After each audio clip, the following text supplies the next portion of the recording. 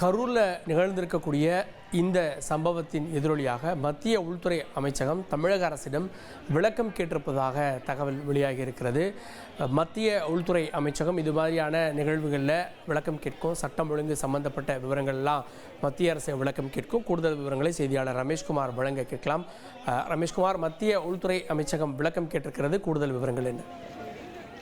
கரூரில் தாவேக தலைவர் விஜய் நடத்திய பொதுக்கூட்டத்தில் ஏற்பட்ட கூட்ட நெரிசலில் 35க்கும் மேற்பட்டோர் உயிரிழந்திருப்பதோடு 70க்கும் மேற்பட்டோர் காயமடைந்திருக்கின்றனர்.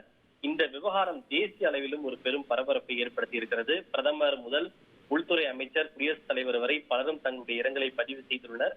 இந்த சூழ்நிலையில் இந்த சம்பவத்தின் தொடர்பாக உள்துறை அமைச்சகம் தமிழக அரசிடம் ஒரு அறிக்கையை கேட்டிருப்பதாக தகவல் வெளியாக இருக்கின்றது. அதாவது இந்த சம்பவம் எப்படி ஏற்பட்டது, இதன் பின்னால் இருக்கக்கூடிய காரணம் என்ன, வேறு ஏதேனும் சதி வேலைகள் காரணமாக இருக்கிறதா என்பது தொடர்பாக ஆளுநர் மூலியமாக தமிழக அரசிடம் அறிக்கை ஒன்றை கேட்டிருப்பதாக செய்தி நிறுவனத்தின் சார்பில் தெரிவிக்கப்பட்டிருக்கிறது.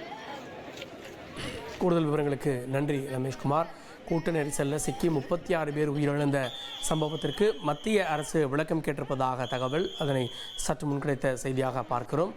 தொடர்ந்து பல்வேறு தரப்பினரும் இந்த நிகழ்வுக்கு தமிழகத்தில் மட்டும் அல்ல, பிரதமர் பல மாநிலங்களில் இருந்தும் இந்த நிகழ்வுக்கு ஆழ்ந்த இரங்கலை தெரிவித்து வருகிறார்கள். இதற்கிடையில் ஒரு நபர் ஆணையம் அமைத்து தமிழக அரசு உத்தரவும் பிறப்பித்திருக்கிறது.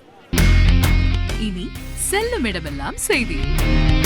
தந்தை டிவியின் வாட்ஸ்அப் சேனலை ஃபாலோ பண்ணினா செல்ல இருக்கும் இடமெல்லாம் செய்தி. இதோ QR கோட், இப்பவே ஸ்கேன் பண்ணுங்க, ஃபாலோ பண்ணுங்க.